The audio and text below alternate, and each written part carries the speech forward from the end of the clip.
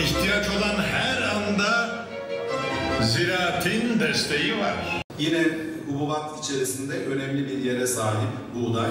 Son 10 yıllık üretimimiz hepinizin de bildiği gibi 17 milyon tonla 22 milyon ton arasında değişik miktarlarda, rakamlarda rekolteye sahip oldu. Son 20 yılda yine verimdeki artış yaklaşık %31 oldu ve dekara 296 kiloya ulaştı. Tabii ki bu rakam yeterli değil.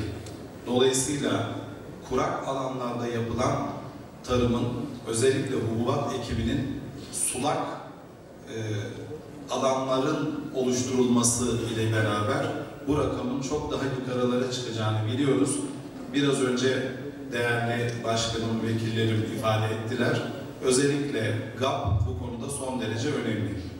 Geçtiğimiz ay Şanlıurfa'da GAP eylem planı ile ilgili yeniden neler yapılacağı konusu Cumhurbaşkanı Yardımcımızın başkanlığındaki bir heyette Ekonomi Koordinasyon Kurulu üyeleriyle birlikte ifade edildi.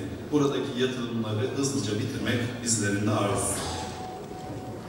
Türkiye'nin un ihracatında 1. sırada olduğunu ve makarna ihracatında 2. sırada olduğunu belirtelim. Şimdi neden bunu çokça fazla söylüyoruz? Çünkü bu çok önemli bir şey de onun için. Bunların kahramanları da sizlersiniz. Marifet iltifata tabi. Ben bu başarıda payı olan bütün sektör paydaşlarına, yani sizlere ülkem adına can gönülden teşekkür ederim.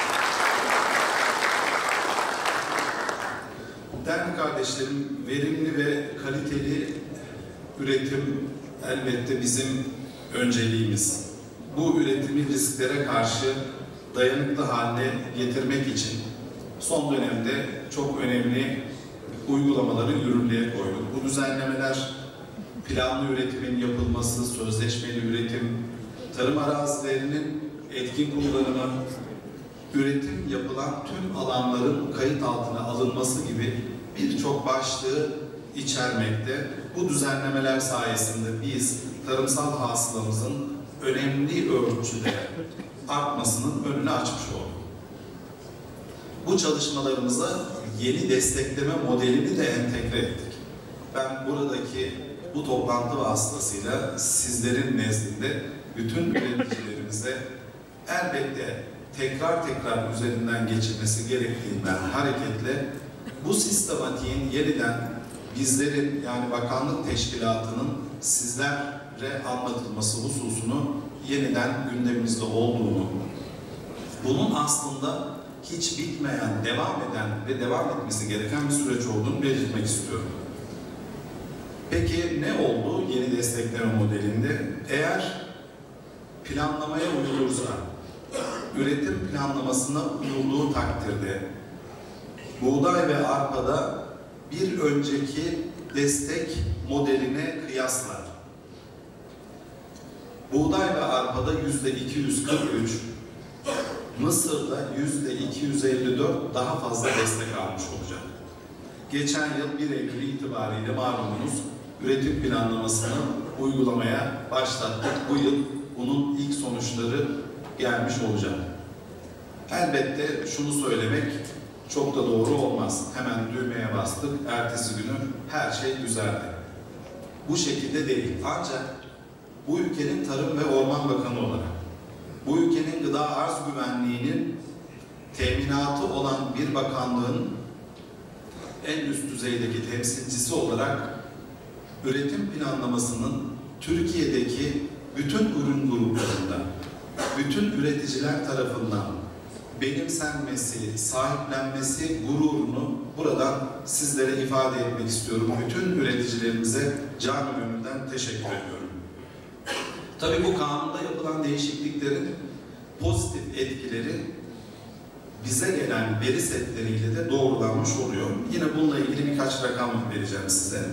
2025 yılında ÇKS kayıtlı alanlarımız 3,4 milyon dekar arttı. Bunun 1,9 milyon dekarı tarımsal üretim planlaması ürünleri. ÇKS kayıtlı alanlarımız 168,7 milyon dekara ulaşırken planlama ürünleri alanı 112,9 milyon dekara çıktı. Bunlar son derece önemli rakamlar. Elbette bu rakamların bize gösterdiği, biraz önce söylediğim üreticilerimiz tarafından bu hususun önemi, gerekliliği ve sahiplenmesini gösteriyor. Hububat alanlarında ÇKS kayıtlarına göre bir önceki yıla kıyasla 2,7 milyon dekar artış ve tüm tarım alanlarında 4 milyon dekar artışı tahmin ediyoruz. 3 yıllık açıkladık malumunuz üretim planlamasını. Hedefimiz bu planlama dönemi sonucunda hububat üretiminde %13'lük bir artış. Eğer önümüzdeki ay iklimle ilgili beklenmedik gelişmeler olmaz ise hububatta hasat sezonuna başlamış olacağız. Tabii sektördeki fiyat istikrarını sağlamak için dünya ve ülke piyasalarını takip ederek en doğru enstrümanlarla, en doğru zamanda piyasa refleksini analiz ederek çalışmalarımızı yapıyoruz. Toprak Mahsulleri Ofisimiz geçtiğimiz Eylül ayından bu zamana iç satışlar, mamul madde kapsamındaki satışlar ve ihracat dahil olmak üzere 10,5 milyon ton, 10,5 milyon ton gibi rekor seviyede bir ürün satışı gerçekleştirmiş oldu.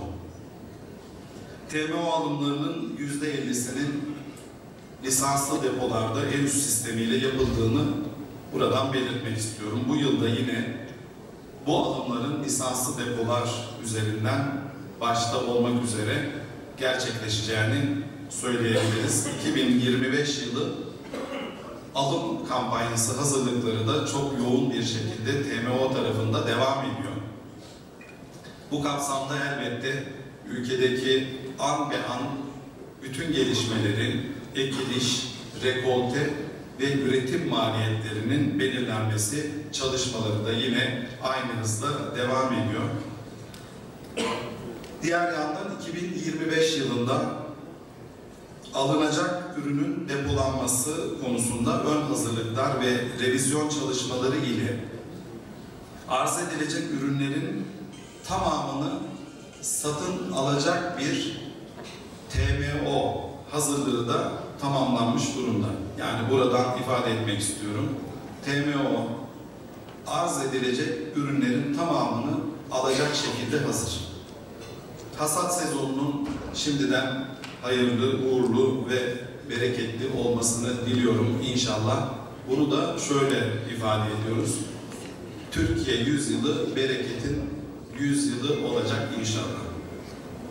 Kıymetli sektör temsilcileri, sözlerime son verirken Hububat Konseyi'nin hububat sektörünün nabzını tutması açısından önemini burada bir kez daha ifade etmek istiyorum. Yaptığımız çalışmalarda bizlerin özellikle sivil toplum kuruluşlarıyla birlikte karar alma anlayışımıza çok ciddi oranda katkı veren Ulusal Hububat Konseyi'ne, başkanına ve üyelerine buradan teşekkür etmek istiyorum. Üretimin ve ihracatın artması, Türkiye'nin tarım sektöründe bugüne kadar olduğu gibi bundan sonra da gücünü ve potansiyelini göstermesi, ülkemizin bütünü için son derece önemli, sürdürülebilir bir büyümenin, bütün bölgeler için sürdürülebilir bir kalkınmanın, özellikle modern, verimli ve kaliteli ürünün üretilmesi için son derece önemli ve kıymetli. Ülkemiz tarım arazilerinin %75'ini kaplayan hububat ürünleri bitkisel ve hayvansal üretiminde omurgasını oluşturmaktadır. Bu ürün grubu ile ilgili üretimden ticaretine ve sanayisine kadar olan tüm aşamalarda ortaya çıkan sorunların çözümü, ülke tarımında sorunların birçoğunun çözülmesi anlamına gelmektedir. Buradaki hedef, hububat üretiminin ülkemizin ihtiyacı oranında dengede tutmaktır. Çünkü nüfus artışı, göçmen nüfus, artan turist sayımız, gönül coğrafyamıza yapılan yardımlar ve coğrafyamızda yaşanan karışıklıklar üretimi doğrudan etkilemektedir. 23.4 milyon hektar tarım alanına sahip ülkemizde her yıl ortalama 7 milyon hektar bir alanda buğday üretimi gerçekleştirmekteyiz. Ortalama her yıl 20 milyon ton gibi bir rekoltede elde edilmektedir. Bu da iş tüketimimiz için yeterli olmaktadır. Ülkemiz hububat üretiminin son 4-5 yıllık sürecinde bakacak olursak 2020 yılında pandemi dönemini yaşadık. Bu süreçte nakliyelerin çalışmadığı, uçakların da uçmadığı günleri gördük. Ama çok şükür herhangi bir sıkıntı yaşamadık. 2021 yılında önemli derecede bir kuraklık yaşadık ve uzun yılların en düşük rekoltesini elde ettik. Rusya-Ukrayna savaşını gördük. Ülke olarak hiçbir sıkıntı yaşamazken ihtiyaç sahibi ülkelerinde tahıl koridoru sayesinde mağduriyetlerini giderdik. 2022-2023 yıllarında da rekoltenin iyi olmasıyla TMO'nun 5.6 milyon ton ve 13.1 milyon ton gibi kurulduğu günden bu yana kadar en yüksek alımlarını gerçekleştirmiştir. Devreden stoklarında 2024 yılında satışını gerçekleştirerek 2025 yılı hasat dönemi içerisinde yeniden alım yapacak konuma gelmiştir. Sektörün hem darlığında hem de bolluğunda süreci rahat bir şekilde yöneten, 87 yıllık tecrübeye sahip Toprak Mahsulleri Ofisimizin çalışanlarına ve genel müdürümüze teşekkürlerimi özellikle arz ediyorum. Sayın Bakanım, kıymetli hazırın, ülkemizde tarım sektörünün son yıllarda önemli yapısal dönüşümler yaşanmıştır.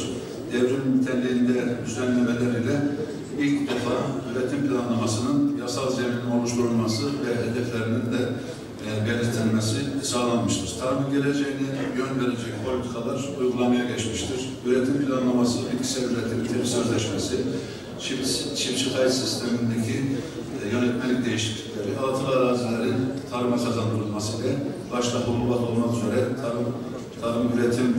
tarımsal üretim daha sağlıklı bir zemine kavuşma imkanı yakalamıştır. Ayrıca çevresel faktörlerin özellikle su kaynaklarının korunması ve sürdürülebilirliğinin sağlanması da öncelenmiştir. Bu açıdan Türkiye tarımının geleceğine yön veren uygulama ve kanunları hayata geçiren üretici ve tüketici arasındaki hassas dengenin korunması yönünde önemli kararlar alan Tarım ve Orman Bakanımız Sayın İbrahim Yumaklı'ya ve genel müdürlerimizle huzurlarınızda yürekten teşekkürlerimi sunuyorum.